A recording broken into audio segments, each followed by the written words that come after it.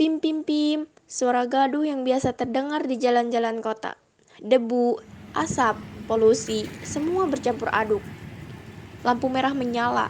Anak-anak itu berhamburan ke jalan. Ada yang memakai gitar kecil, ada pula yang membawa tutup-tutup botol yang dirangkai sedemikian rupa, sehingga bisa mengiringi lantunan lagu yang mereka nyanyikan. Berhenti dan bernyanyi di setiap pintu-pintu mobil. Belum selesai lagu, mereka sudah mendapatkan beberapa keping uang receh. Lampu hijau menyala, mereka segera menepi ke pinggir jalan. Anak-anak itu berpencar dengan tujuan masing-masing. Namanya juga anak-anak, selalu berkelana di jalan sepanjang hari. Dua orang anak perempuan dan laki-laki berkalung dagangan kecil-kecilan itu malah tidak sesibuk anak-anak tadi, asik mengobrol atau menongkrong di bangku panjang pinggir jalan itu. Parahnya lagi, keduanya sambil asik menghisap rokok tanpa rasa bersalah sedikit pun. Padahal mereka masih kecil, paling baru seusia kelas 6 SD, bersenda gurau keduanya dan hanya memandang jalan. Lalu, dari arah kanan mereka berjalan dengan gesa-gesa. Orang anak perempuan memakai seragam putih biru dengan tas di punggungnya. Gayanya terlihat kumuh berjalan menghampiri kedua anak itu. Mereka berhenti di depan sebuah bangunan hampir hancur, ditambal-tambal dengan bahan seadanya. Bangunan itu dijadikan tempat tinggal oleh anak-anak jalanan itu. Rupanya, anak-anak perempuan itu sangat geram dengan kedua anak laki-laki dan perempuan itu. Matanya yang bulat mengisyaratkan kalau ia sangat marah.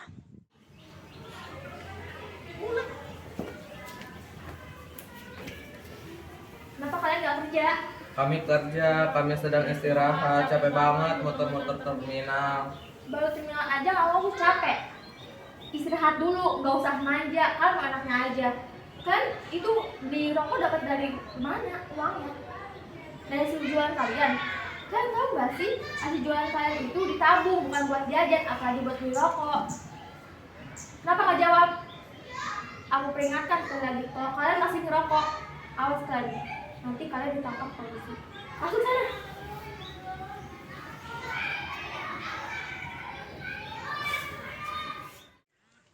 Gadis yang beranjak remaja itu bernama Putri. Ia sekarang duduk di kelas 8 SMP. Anak yang cantik dan dengan sifat yang tegas dan keras. Hanya satu harapan saat ini, bisa melanjutkan sekolah, serta anak-anak jalanan yang sudah ia anggap sebagai adiknya itu bisa bersekolah seperti dirinya. Maka dari itu, kelihatannya ia sangat keras kepada mereka. Mereka harus maju, tak mungkin selamanya mereka hidup di jalanan. Sudah hampir 10 tahun ia hidup di jalan, tak mungkin tak merasa bosan. Apalagi di lingkungan yang sulit seperti itu. Belum lagi ancaman kapanpun mereka bisa ditangkap polisi. Sebagai anak yang paling tua, Putri bertanggung jawab melakukan yang seharusnya ia lakukan pada adik-adiknya. Kalian itu jangan macem-macem. Kalau harus jualan ya jualan, kalau harus nyemir ya nyemir, kalau harus ngasong ya ngasong. Selain apa yang aku perintahkan, gak usah harus ngelakuin yang lain. Ya, Awas ya, kalau kalian ngelakuin itu lagi, aku gak bakal peduli kalian lagi kalau kalian mati di jalan. Ngerti? nanti. Di tempat kecil itu, ia hidup bersama 5 orang anak lainnya. Mereka semua terhitung masih anak-anak SD. Malam ini, waktunya Putri menyiapkan makanan seadanya. Nasi dengan lauk 1 buah telur dadar yang dibagi berlima. Sudah terbiasa kalau Putri harus makan tanpa lauk. Esok paginya, mereka sudah bersiap masing-masing, menata barang-barang asongannya, alat-alat semirnya, serta jualan kuenya. Ya, Putri tidak mengajari mereka mengamen atau mengemis seperti anak-anak yang lain.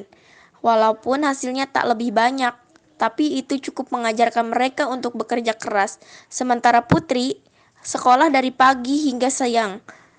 Setelah itu harus menjadi kuli angkut tepung di pasar. Siang ini Putri tak mendapati Didit dan Oni berjualan di tempat biasanya lewat. Di rumah mereka pun tak ada.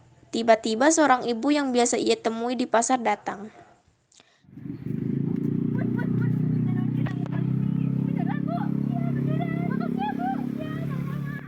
Benar saja, Kantor polisi penuh dengan orang-orang jalanan. Namun, Putri belum menemukan Didit dan Oni. Rupanya mereka sedang duduk di hadapan Pak Polisi. Kenapa sampai ditanya-tanya? Apa yang kalian lakukan di tempat itu? Kalian juga berpesta. Dari mana kalian mendapatkannya? Kami tidak pakai narkoba, Pak. Kami hanya main istirahat. Tapi kalian juga merokok. Makanya itu. Maaf Pak, jadi Bapak melarang ini pesta narkoba? Kamu siapa lagi? Kalau kamu tidak ada kepentingan, pergi sana. Saya kakak mereka Pak. Oh benar tak? Lalu kamu juga ikut dalam pesta itu? Saya sudah bilang mereka tidak pesta narkoba Pak. Dari mana Bapak tahu kalau mereka pesta narkoba?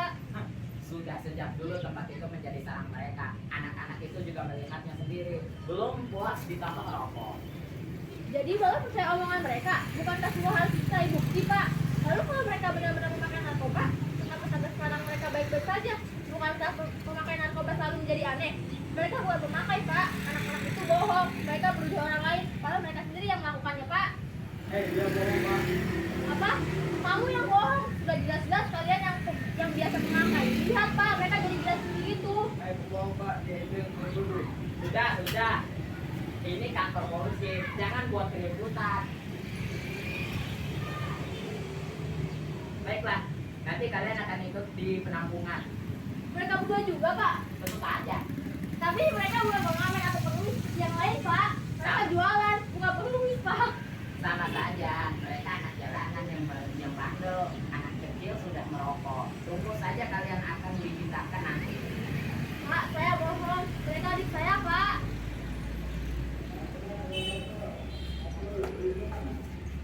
Jangan bawa mereka Pak.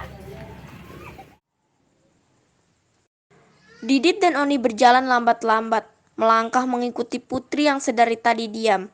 Mereka berdua menunduk, tak bisa bicara apapun. Wajah mereka yang lusuh, baju mereka yang lusuh terkena debu, membuat mereka semakin menyedihkan. Tiba-tiba Putri berbalik, matanya menyorot tajam pada kedua anak itu. Putri masih terdiam malam ini. Besok libur. Jadi Putri sedikit tidak peduli dengan pelajaran. Duduk memandang langit melepas lelahnya hari ini.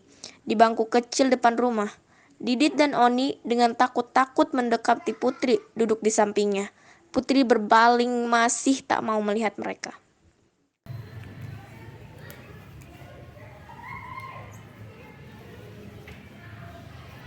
Ini bener banget sih. Aku tuh harus gimana supaya kamu tuh ngerti. Maaf, Kak. Kami salah. Kak Putri boleh kok menghukum kami. Ya Pak, aku banyak aku takut membuat kamu nangis. Kakak, aku baru mendengar kalian ngomong seperti itu. Kami adiknya Kak Putri, kan? Hari ini wajah Putri berbinar-binar. Ia melangkah senang dengan bawaannya di tangan. Anak-anak menyambutnya dengan heran, menanyakan apa yang ia bawa. Seragam sekolah rupanya. Anak-anak bahagia kegirangan. Mereka senang rupanya sebentar lagi bisa sekolah. Mulai hari ini, jadwal mereka berubah. Pagi sampai siang mereka sekolah. Baru siang harinya mereka kembali bekerja. Putri bisa tersenyum bahagia. Ya, semua pasti tidak ada yang mustahil. Kini apa yang ia inginkan, yang dulu ia kira sebatas angan belaka, bisa terwujud. Jika kita mau, kita pasti bisa. Menarilah dan terus tertawa walau